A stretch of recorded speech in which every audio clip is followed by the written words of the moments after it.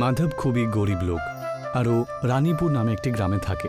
গ্রামের চারিদিকে ঘন জঙ্গল রয়েছে, আর এই জঙ্গলটা বন বিভাগের অধীনে রয়েছে। মাধবের পরিবারে ওর স্ত্রী আর ওর মেয়ে রয়েছে, কিন্তু ওর কাছে কোনো কাজবাজ কিছু নেই। এরকম কতদিন চলবে গো? আমাদের মেয়ে এখন বড় হয়ে গেছে, তোমাকে কোনো চাকরি করা উচিত। আরে তোমার কি মনে হয় এই বাড়িতে বসে থাকতে কি আমার ভালো লাগে? আরে আমিও তো চেষ্টা করছি যে তাড়াতাড়ি কোনো একটা কাজ আমি পেয়ে যাই। মাধব কাজের খোঁজে বাড়ি থেকে বাইরে বেরিয়ে পড়ে, কিন্তু ও কোথাও কোনো রকম কাজবাজ পায় না। শেষমেশ ক্লান্ত হয়ে নিজের বাড়িতে মাধব ফিরে আসে। আর মাধবের ঝলসানো মুখটা দেখে মাধবের মেয়ে ওকে জিজ্ঞাসা করে, কি হলো বাবা, তোমাকে উদাস দেখাচ্ছে যে? কিছু না মা, এই এমনি একটু। আমি জানি বাবা, তুমি চাকরি পাচ্ছ না, সেই জন্যই তুমি উদাস, তাই না? তুমি তাড়াতাড়ি চাকরি পেয়ে যাবে, তুমি চিন্তা করো না গো। বাবা, আমার মেয়েটা দেখছি অনেক বড় হয়ে গেছে। বাবা, বন বিভাগে চাকরির জন্য চেষ্টা করো না। ওখানে তো যারা পড়াশোনা করে তাদেরই লাগে, আমি তো বেশি পড়াশোনা জানি না, আমাকে ওখানে কে কাজ দেবে? বাবা, তুমি লাকড়ির কাজ তো ভালো করে জানো, কে জানে ওরা এই ধরনের লোককেই হয়তো খুঁজে বেড়াচ্ছে। ঠিক আছে মা, আমি কালকে গিয়ে বন বিভাগের লোকের সাথে কথা বলবো। আমি একটা কাজ খুঁজছি বাবু, আমি কি এখানে কোনো কাজ পেতে পারি? তা তুমি কি করতে জানো? আমি একজন কাঠের মিস্ত্রি, কাঠের সমস্ত কাজই আমি করতে পারি। হ্যাঁ। আরে আমি তো এরকমই একটা লোককে খুঁজছিলাম, তুমি আজ থেকেই কাজ শুরু করে দাও। কাজ পেয়ে গেছে এই কথা সে শুনে মাধব খুবই খুশি হয় আর কাজবাজ করা শুরু করে দেয়। মাধব গাছ থেকে কাটা বড় বড় কাঠগুলো বের করে, যেগুলো শক্তপোক্ত সেগুলো আলাদা করে, আর ছোট পাতলা কাঠগুলোকে আলাদা করে। বাবু, এই যে বাজে কাঠগুলো রয়েছে এগুলো নিয়ে কি করব? এমনিতে তো এগুলো দিয়ে তো কোনো কাজ হবে না, ফেলে দাও তুমি এগুলো। মাধব ওই পোকা ধরে যাওয়া কাঠগুলোকে ফেলে দেয়। যখন বিকেল হয় তখন মাধব বাড়ি চলে আসে। আজ তো তোমাকে খুব খুশি মনে হচ্ছে বাবা, কি হয়েছে? মা, আমি বন বিভাগে একটা কাজ পেয়ে গেছি। এটা তো খুব ভালো খবর, এখন আমি এক্সামের তৈরি করার জন্য কোচিং এ যেতে পারবো। হ্যাঁ হ্যাঁ, অবশ্যই যাও। মাধব বন বিভাগে কাজ পাওয়ার কারণে ওর সংসারে একটু হলেও সুখ আসে। এখন রাধিকাও কোচিংয়ে গিয়ে পড়াশোনা শুরু করে দেয়। একদিন মাধব এইভাবে কাজ করতে করতে ভালো কাঠগুলোকে একদিকে করছিল আর পোকা ধরা কাঠগুলোকে ফেলে দিচ্ছিল। তখনই ওর মাথায় একটা বুদ্ধি আসে। আমি বরং এই পোকা ধরা কাঠগুলোকে বাড়িতে নিয়ে যাই, কোনো না কোনো এক সময় নিশ্চয়ই কাজে লাগবে। মাধব পোকা ধরা কাঠগুলোকে নিজের বাড়িতে নিয়ে যায়। পরের দিন সকালে বাড়ি ফিরে আসে, আর বিকেলে বাড়ি ফেরার সময় আবার ওই পোকা ধরা কাঠগুলোকে নিজের বাড়িতে নিয়ে যায়। এইভাবে যখন ও রোজ এরকম করছিল, তখন একদিন একটি লেডি অফিসার সেটা দেখে নেয়। আচ্ছা, তাহলে এখন তুমি চুরিও করতে শুরু করেছো? না না ম্যাডাম, আমি চুরি করছিলাম না, এই কাঠগুলো তো বাজে কাঠ, সেই জন্যই নিয়ে যাচ্ছি আমি। যদি খারাপ তাহলে কি এগুলো দিয়ে আচার বানাবে? মিথ্যে কথা বলো না, তোমাদের মতো চোরকে এই ধরনের চাকরি দেওয়া যায় না। কাল থেকে এখানে আসার কোনো দরকার নেই। মাধব বাড়ি চলে আসে, কিন্তু ওর খুবই মন খারাপ থাকে। কাজটা চলে যাবার কারণে ও খুবই চিন্তিত থাকে। তখনই ও দেখতে পায় যে ওর নিয়ে আসা কাঠগুলো পড়ে রয়েছে। আমি বরং এই কাঠগুলো দিয়ে একটা রিক্সা বানিয়ে ফেলি। মাধব ওই পোকা ধরা কাঠ থেকে পোকাগুলোকে সরিয়ে পরিষ্কার করে। ও সারা দিন রাত পরিশ্রম করে এই কাঠগুলো দিয়ে একটা ভালো রিক্সা তৈরি করে নেয়, আর রিক্সা চালানোর কাজ শুরু করে দেয়। এই যে দাদা, আমাকে একটু শহরে ছেড়ে দেবে? হ্যাঁ হ্যাঁ, আসুন, বসুন না। মাধব রিক্সাটাকে হাতে টেনে নিয়ে যেত, সেই জন্য যাত্রীদের কোথাও যেতে অনেক সময় লেগে যেত। আর সেই দেরি হবার কারণেই যাত্রীরা বেশিরভাগ সময় মাধবের রিক্সাতে বসতে বারণ করে দিত। আচ্ছা দাদা, শহরে যেতে কি সময় লাগবে? 4-5 ঘন্টা তো লাগবে। দাদা, আমি শহরে যেতে চাই, বিদেশ যাব না, ছেড়ে দিন, আমি অন্য রিক্সা দেখে নিচ্ছি। কাঠের রিক্সাটা তো বানিয়ে নিয়েছিল, কিন্তু সেই রিক্সাটাকে হাতে করে টানতে হতো। বাবা, আমার এক্সাম সামনেই আছে, আমি শহরে যেতে চাই আর টাকার দরকার। মা, আমার কাছে তো টাকা পয়সা নেই, কিন্তু আমি তোকে আমার রিক্সা করে এক্সাম সেন্টার অবধি ছেড়ে দিয়ে আসবো। কিন্তু বাবা, এতে তো অনেক সময় লাগবে, আর এক্সাম পর্যন্ত আমি পৌঁছতেই পারবো না। ঠিক আছে মা, আমি কিছু একটা ব্যবস্থা করছি। মাধব চিন্তা করতে থাকে যে কিভাবে রাধিকাকে এক্সাম দেবার জন্য শহরে পাঠানো যায়। ও যখনই ভাবছিল তখনই ও দেখতে পায় জঙ্গলের মধ্যে একটা গাছের নিচে একটা ভাঙাচোরা গাড়ি পড়ে রয়েছে। মাধব ওই গাড়িটার কাছে যায়। গাড়িটা তো পুরোপুরি ভাঙাচোরা হয়ে গেছে, কিন্তু এর ইঞ্জিনটা নিশ্চয়ই কাজে লেগে যাবে। রাঘব ওই গাড়ি থেকে ইঞ্জিনটা বের করে নেয় আর নিজের হাত গাড়িতে লাগিয়ে নেয়। যাক বাবা, আর হাত দিয়ে আমাকে এই রিক্সাটাকে টানতে হবে না, কিন্তু এর মডেলটা আমাকে পাল্টাতে হবে, তাহলে দারুণ হবে ব্যাপারটা। মাধব ওর কাছে পড়ে থাকা বাকি কাঠগুলো দিয়ে হাত গাড়ির মডেলটা পাল্টে দেয়। ও ওটার উপর একটা ছাদ বানিয়ে দেয় আর একটা অটো রিকশায় পরিবর্তন করে নেয়। রাধিকা নিজের বাবার রিকশাতে বসে। মাধব রিকশা স্টার্ট করে আর রাধিকাকে শহরে এক্সাম সেন্টারে গিয়ে ছেড়ে দেয়।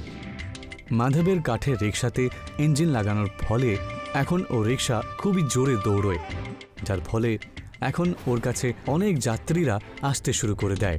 এই যে ভাই, শহরে যেতে কত সময় লাগবে? আপনি বসুন না, 1 ঘন্টার মধ্যেই পৌঁছে দেব। আর সেই কারণেই যাত্রীরা অন্যের রিকশা ছেড়ে দিয়ে মাধবের রিকশাই সবসময় বুক করত।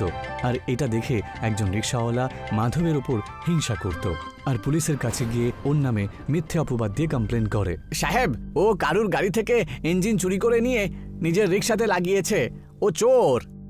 আচ্ছা, এখন থেকে তোমরা গাড়ির ইঞ্জিনও চুরি করতে শুরু করেছো? না বাবু, আমি চুরি করিনি, আমি তো জঙ্গলে এই ইঞ্জিনটা কুড়িয়ে পেয়েছি।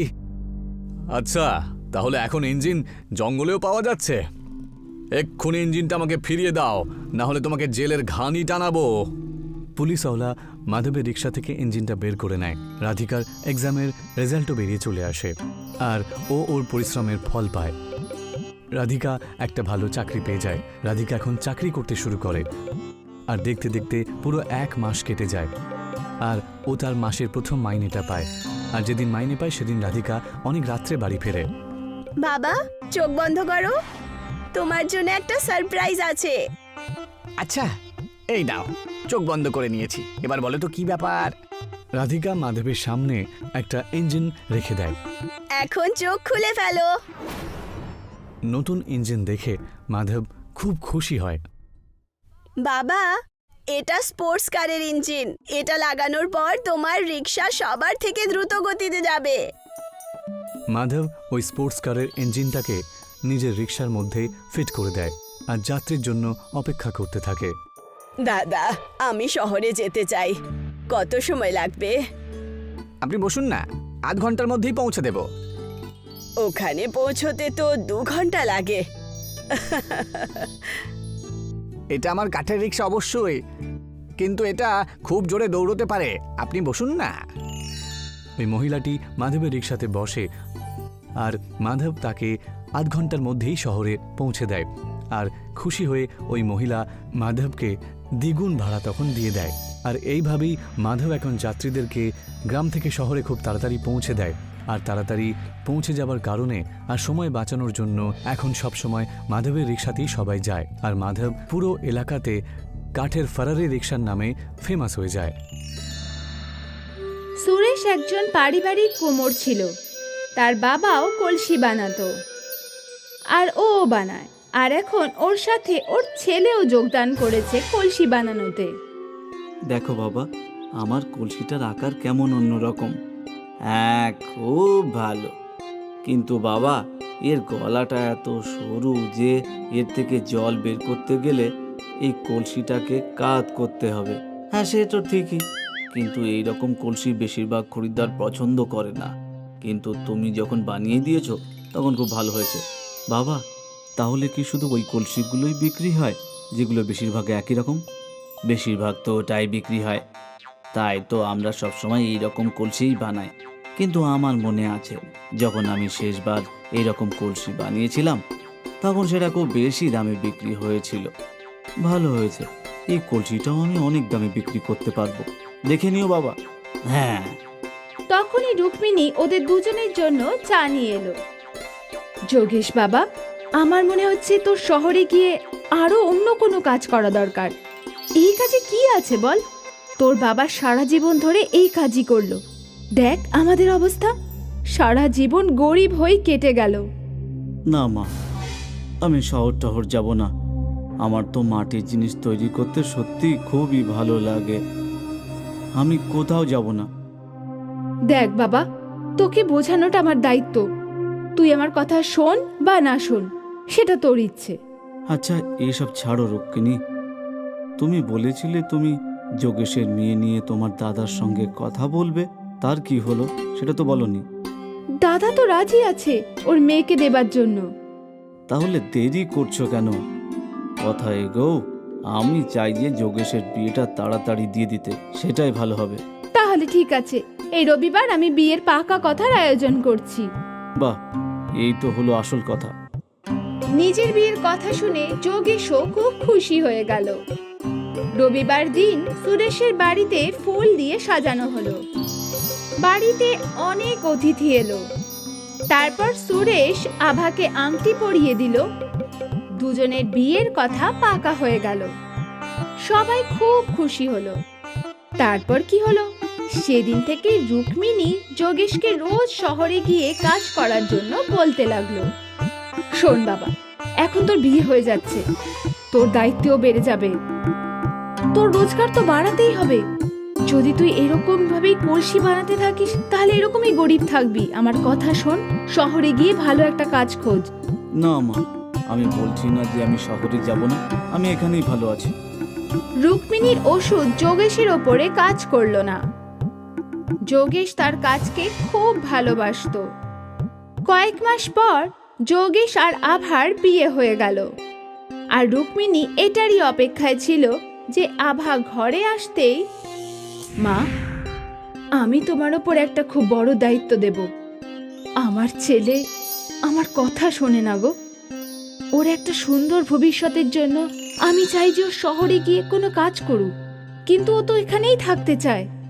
এখন তুমিই ওকে বোঝাতে পারবে। আমি চেষ্টা করব মা। একদিন যোগেশ একলাই কলসি বানাচ্ছিল। আভা ওর কাছে এলো। আরে এসো এসো, এই দেখো কত সুন্দর কলসি। হ্যাঁ, খুবই সুন্দর। কি ব্যাপার, তুমি কিছু বলবে? আমি ভাবছিলাম যে তুমি কতদিন আর এরকম ভাবে কলসি বানাবে? আমরা যদি শহরে গিয়ে কোনো কাজ খুঁজে নিই? না আভা, আমি জানি যে এইসব কথা আমার মা তোমাকে বলেছে, কিন্তু আমার কথা মন দিয়ে শোনো। আমার মাটির পাত্র তৈরি করতে খুব ভালো লাগে। আমি সারা জীবন এই কাজই করতে চাই। মন থেকে না চেয়ে যদি আমি শহরে চলেও যাই, তাহলে সেখানে আমি খুশিতে থাকবই না। যোগেশের কথা শুনে আভা স্তব্ধ হয়ে গেল। ওর কাছে বলার আর কিছুই ছিল না। সন্ধেবেলায় রুক্মিণী আভাকে জিজ্ঞেস করলো, কি যোগেশ শহর যেতে রাজি হলো? না, আর আমারও মনে হয় ও এখানেই থাকতে চায়। এসব তুমি কি বলছো? মা, ওর তো মাটির পাত্র তৈরি করাই খুব পছন্দের। ও মন থেকে শহর যেতেই চায় না। আর এটাই তো সত্যি। 2 মাস এই গরিব ঘরে থাকলেই বুঝবি যে আমরা কেন শহরে যাবার জন্য ওর পেছনে পড়ে আছি।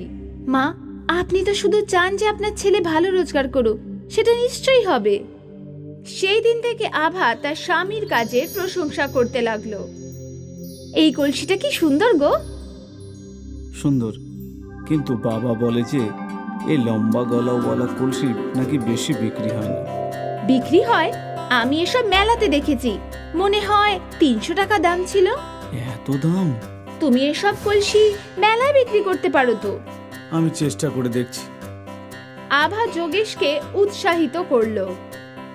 যোগেশ আলাদা আলাদা আকারের কলসি বানালো আর তাতে নানা রঙের রং করলো। বাহ, এসব মেলাতে নিশ্চয়ই বিক্রি হবে। আশা তো করছি। সেদিন যোগেশ সব কলসি নিয়ে মেলায় গেল। ওর আলাদা আলাদা রকমের আকারের কলসির খুব ডিমান্ড হলো। দাদা, আমার এই লম্বা গালাওয়ালা কলসিটা চাই। আমার এই রঙিনটা। একদিন এই যোগেশের সব কলসি বিক্রি হয়ে গেল আর ওর আমদানিও খুব ভালো হলো। যোগেশ বাড়ি ফিরে সব পয়সা তার বাবার হাতে দিল। এই দেখো বাবা, আজকে রোজগার। আরে এ তো অনেক বেশি। মেলায় কলসি বিক্রি করার আইডিয়া তো তোমার বৌমার। যুগ যুগ জিও বৌমা। আর সব সময় নিজের স্বামীর পাশে থাকো।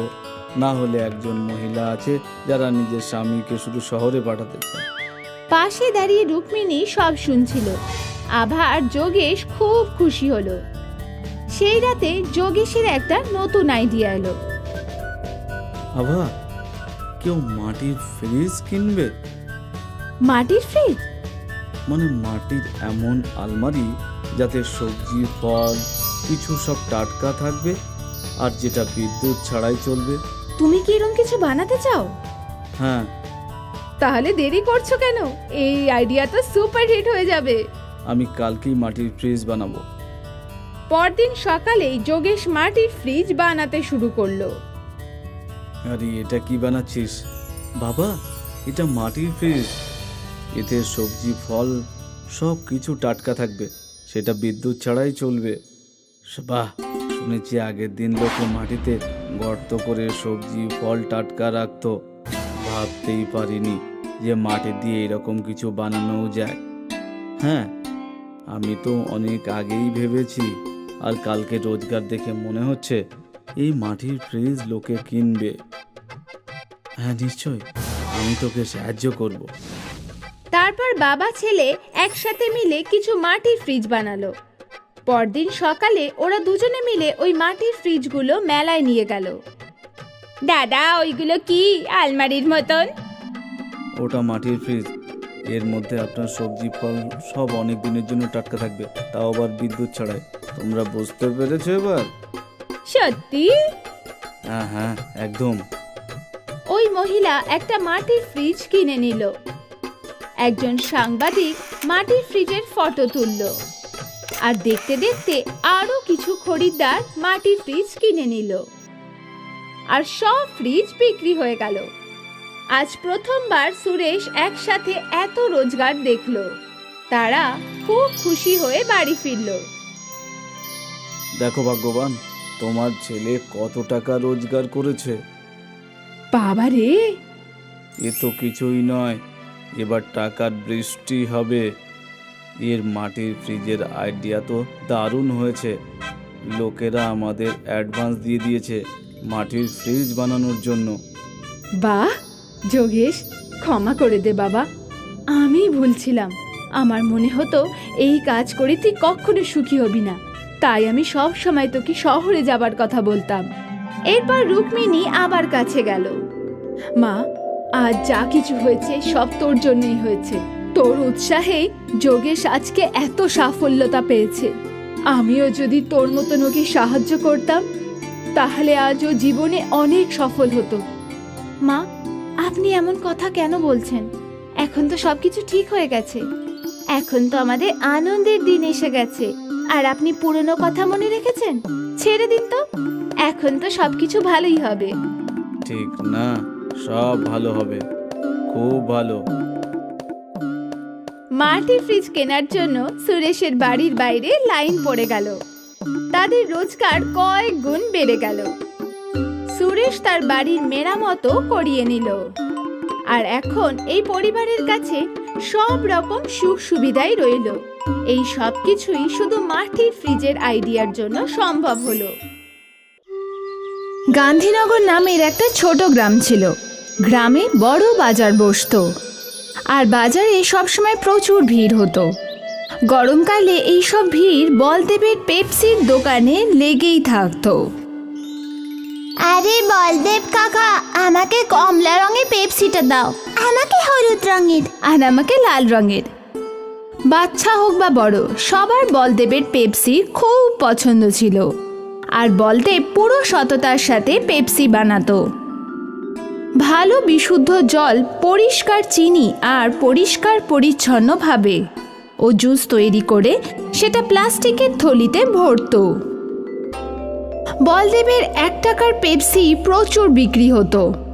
কিছুক্ষণের মধ্যেই ওর সমস্ত স্টক শেষ হয়ে যেত। আরে কাকা, পেপসি কি আছে? না বাবা, সব শেষ হয়ে গেছে, আর কালকে এসো। বলদেবের দোকানের সামনে পবনের দোকান ছিল। পবন আইসক্রিম বিক্রি করত, কিন্তু গরম হওয়া সত্ত্বেও ওর আইসক্রিম বিক্রি হতো না। জানি না এই বলদেব নিজের পেপসিতে কি মেশায়, যে সব গ্রামবাসীরা শুধু এরই পেপসি খায়। 1 টাকার পেপসি কি করে স্বাদ হবে বলো তো? আমার আইসক্রিমটা তো নষ্টই হচ্ছে। স্বাদের ব্যাপারে বলতে পারবো না, কিন্তু ওটা আইসক্রিমের থেকে সস্তা মনে হয়, এই জন্যই ওটা বেশি বিক্রি হয়। হ্যাঁ, সেটাই হবে হয়তো। তুমিও তো যদি পেপসি বিক্রি করো কেমন হয়? আরে কিন্তু পেপসি বানাবেটাকে? পেপসি বানানোর দরকারটাই বা কি? বাজারে অনেক কোম্পানি পেপসি বিক্রি করে, তুমিও ওদের থেকে কিনে বিক্রি করতে পারো। ভাবো, প্রচুর লাভ হবে। আইডিয়া তো খুবই ভালো। কালকেই শহরে গিয়ে অনেকগুলো পেপসি কিনে নিয়ে আসবো। ঠিক আছে। পরের দিন সকালে পবন শহর থেকে অনেকগুলো জুস ভর্তি পেপসি নিয়ে এলো, আর ওই সবগুলো নিজের ফ্রিজে রেখে দিল। ভালো করেছো, এবার বাইরের বোর্ডে লিখে দাও যে এখানে পেপসি পাওয়া যায়। ঠিক আছে। পবন বোর্ডে লিখলো যে এখানে পেপসি পাওয়া যায়, আর সেটা নিজের দোকানের বাইরে লাগিয়ে দিল। কিছুক্ষণ পর একটা ছোট বাচ্চা ওই লেখাটা পড়লো। এখানে পেপসি পাওয়া যায় কাকা, কি কি রঙের আছে? সব রঙের আছে, তোমার কোনটা লাগবে সেটা বলো। আমার তো একটা হলুদ রঙের আর একটা কমলা রঙের লাগবে। পবন ওই বাচ্চাটাকে 2টো পেপসির প্যাকেট দিয়ে দিল। ওই বাচ্চাটা ওখানেই দাঁড়িয়ে দাঁড়িয়ে পেপসি খেতে লাগলো। এটা খেতে খুব ভালো, মজাই এসে গেল। এই নাও, আর একটা পেপসি আমার তরফ থেকে ফ্রি। গিয়ে নিজের বন্ধুদেরও বলো যে আমার দোকানে পেপসি পাওয়া যায়। হ্যাঁ হ্যাঁ কাকা, নিশ্চয়ই বলবো। আর পবনের এই চালাকি কাজ করে গেছিল। ওই বাচ্চাটা দৌড়ে দৌড়ে গ্রামে গেল, আর কিছুক্ষণ পর নিজের বন্ধুদের নিয়ে ফেরত এলো। এটাই ওই দোকান। আমারও 2টো কমলা রঙের দরকার, আর আমার 3টে লাল রঙের। পবন সবাইকে পেপসি দিয়ে দিল, আর তক্ষুনি অনেক লোক পবনের দোকান থেকে পেপসি কিনলো। আজ অবধি গ্রামবাসীরা শুধু বলদেবের পেপসি খেয়েছিল, কিন্তু আজ ওদের অন্য কোম্পানির স্বাদও ভালো লাগছিল। আরে বাহ, এই কালো রঙের পেপসি তো আমি প্রথমবার খাচ্ছি। আরও অনেক রকম স্বাদের আছে, লেবুর জল, কোকা কোলা, কমলা লেবু, সব রকম। বাহ বাহ বাহ, এবার থেকে তো প্রতিদিন আলাদা আলাদা স্বাদের পেপসি খাবো। পবনের পেপসির বিক্রির জন্য বলদেবের দোকানে গ্রাহক কমে গেছিল। আমাকে একটু ধৈর্য রাখতে হবে। পবন নতুন নতুন পেপসি বানাতে শুরু করেছে, তাই গ্রামবাসীরা ওর দোকানেই যাচ্ছে। কিন্তু আমার বিশ্বাস যে ওরা সবাই ফিরবে। বলদেব নিজে নিজে নিজেকে সান্ত্বনা দিচ্ছিল। কিছুদিন ধরে পবনের দোকানে পেপসির জন্য ভিড় উপচে পড়ছিল, আর এখানে বলদেবের ব্যবসা বন্ধ হয়ে গেছিল। গ্রামের প্রধান বলদেবের দোকানে এলো। কি হয়েছে বলদেব? খুব চিন্তিত দেখাচ্ছে যে। আর কি বলবো কাকা, পবন শহর থেকে পেপসি নিয়ে বিক্রি করছে, এখন তো আমার ক্রেতাও কমে গেছে। কোনো ব্যাপার না, এটা শুধু কদিনের ব্যাপার। নতুন কিতুর পেছনে গ্রামের লোকেরা ছুটে বেড়ায়, তুই তো জানিসই। ধৈর্য ধর, সব ঠিক হয়ে যাবে। আর আমার বিশ্বাস তোর পেপসি শহরের পেপসির থেকে অনেক ভালো, বুঝলি তো? এবার একটা কাজ কর, আমাকে 50টা পেপসি দিয়ে দে। আজ শহর থেকে আমার নাতি নাতনিরা আসছে। আচ্ছা ঠিক আছে কাকা।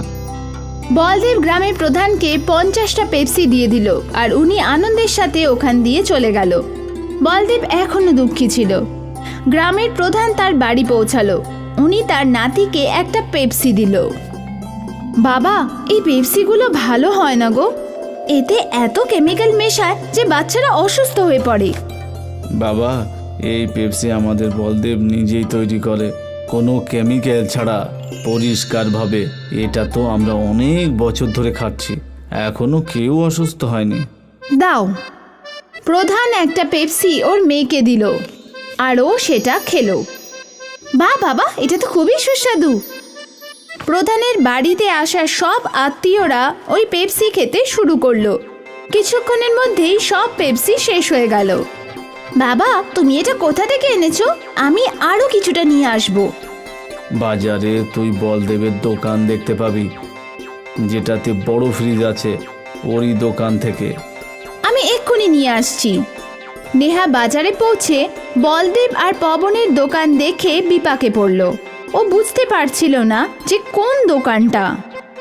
মনে হয় যে দোকানে ভিড় বেশি আমার সেখানেই যাওয়া উচিত। নেহা পবনের দোকানেই গেল। আমার 20টা পেপসি দরকার। যখনই পবন ফ্রিজ থেকে পেপসির প্যাকেট বার করলো তখন নেহা বারণ করে দিল, না না এটা লাগবে না। আরে একটু আগেই তো আপনি 20টা পেপসি নিয়ে গেছিলেন। হ্যাঁ, কিন্তু এই কেমিক্যাল মেশানোটা লাগবে না। ওখানে দাঁড়িয়ে থাকা একটা লোক নেহাকে জিজ্ঞেস করলো, বোন, এই পেপসিতে কি কেমিক্যাল আছে? এই পেপসি শহরের কোম্পানিতে তৈরি হয়। ওখানে এটা বানানোর জন্য অনেক ধরনের কেমিক্যাল মেশায়, যেটা ক্ষতিকারক আর যেটাতে বাচ্চারা অসুস্থ হয়ে যায়। যদি এরকম কিছু হয় তাহলে এখানে পেপসি নিতে কেন এসেছো? আমি তো এখানে এই পেপসিটা নিতে এসেছি যেটা এই গ্রামেই তৈরি হয়। আচ্ছা, তাহলে আপনি বলদেব দাদার পেপসি নিতে চাও, তাহলে ওনার দোকান সামনেই। নেহা ওখান থেকে চলে গেল, কিন্তু আশেপাশের লোক শহরের কেমিক্যাল মেশানো পেপসি নিয়ে আলোচনা শুরু করলো। নেহা বলদেবের দোকান থেকে পেপসি কিনে নিয়ে বাড়ি চলে গেল।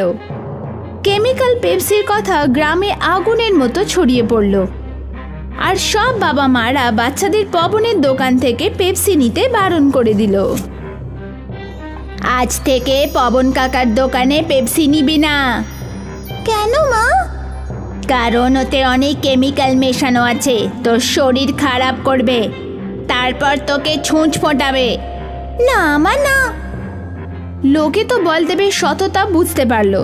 তারপর থেকে আবার বলদেবের পেপসি বিক্রি হতে লাগলো। পবনের দোকান থেকে কেউ পেপসি কিনছিল না, আর ক্লান্ত হয়ে হেরে পবন পেপসি বিক্রি করাই ছেড়ে দিল। নেহা পুরো গ্রামকে অসুস্থ হওয়ার হাত থেকে বাঁচিয়ে নিল, আর সবকিছু আগের মতন হয়ে গেল।